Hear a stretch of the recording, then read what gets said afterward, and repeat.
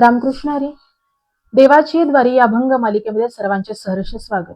मी राष्ट्रीय युवा कीर्तनकार हरिभक्त प्रण ऋतिका दिदी कदम आज याच ठिकाणी संत एकनाथ महाराजांचा गोड असा मागणीपर प्रकरणातील अभंग घेते. महायोग पीठे तटे भीमरथ्यम वरम पुंडलिकाय दातुं मुनिंदे समागत्य तिष्ठं तमानंदकंदं परब्रह्मलिंगं भजे पांडुरंगं. देवा माझे मन लागो तुझे चरणी, संसार व्यसनी पडोने दी. नामस्मरण घडो संत समागम, वाऊगाची भ्रम नको देवा. पायी तीर्थयात्रा मुखी राम नाम, आची माझा नेम सिद्धीने. आनिक मागणे नाही नाही देवा, एका जनार्दनी सेवा दृढ दे. नाथबाबा या अभंगामध्ये गोड असं मागणं भगवान परमात्म्या प्रति मागतात. बघा, खऱ्या अर्थाने प्रत्येक संतांचं वेगवेगळं वैशिष्ट्य असतं. नाथबाबांनी भगवान परमात्म्याची भक्ती केली, पण शांती ब्रह्म ज्यांना म्हटलं गेलं ते नाथबाबा होते. जीवनामध्ये ज्ञान प्राप्त कसं करावं, भगवंताप्रती प्रेम प्राप्त कसं करावं आणि जीवनामध्ये शांती कशी प्राप्ती करावी, वैराग्य कसं प्राप्त करावं, हे प्रत्येक संतांकडून काही ना काहीतरी घेण्यासारखं आहे. ज्ञान म्हटलं की माऊलीशिव ज्ञानोबारे असतं. प्रेम म्हटलं की खऱ्या अर्थाने प्रेमावरती नामदेव महाराज येतात.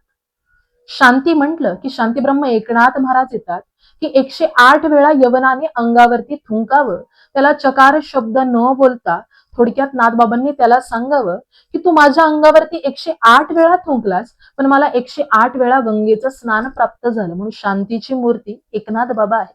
आणि खऱ्या अर्थाने वैराग्य म्हटलं की संत शेष जगद्गुरु तुकोबा आहे. या अभंगामध्ये नाथबाबांनी गोड असं मागणं भगवान परमात्म्याप्रती मागितलेलं आहे. काय सांगितलंय?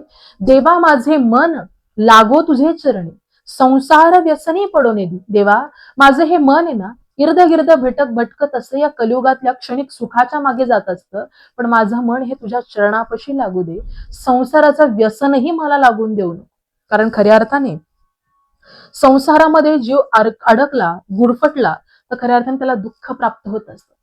पुढे जाऊन सांगतात नाथबाबा, नामस्मरण घडो संत समागम, वाऊगाची भ्रम नको देवा. माझ्या मुखामध्ये सदैव तुझं नामचिंतन असू दे. माझ्या मुखामध्ये सदैव या वाणीमध्ये सदैव तूच बसलेला असू दे.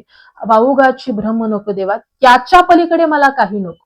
आणि जर तुला मला काही द्यायचं असेल ना, तर माझ्या पायाने तुझी पदयात्रा घडू दे. पायी तीर्थयात्रा मुखी राम नाम, हाची माझा नेम सिद्धीने. या देहाचं वैशिष्ट्य वर्णन केलेलं आहे.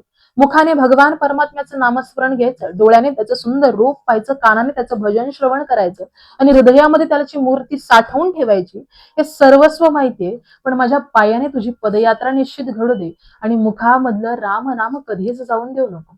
नाथबाबांनी या 3 मागण्या भगवान परमात्म्याप्रती मागितल्या, पण पुढे जाऊन नाथबाबा भगवंताला म्हणतात की देवा आनिक मागणे नाही नाही देवा, एका जनार्दनी सेवा दृढ दे. भगवंत याच्या पलीकडे काहीच मागणं नाहीये, याच्या पलीकडे मला काहीच नको. मी जी सेवा करतोय ना, ती सेवा माझी सिद्धीला ने, ती सेवा माझी पूर्णत्वाला ने. इतकंच माझं गोड असं मागणं तुझ्या प्रती असेल. रामकृष्ण हरी.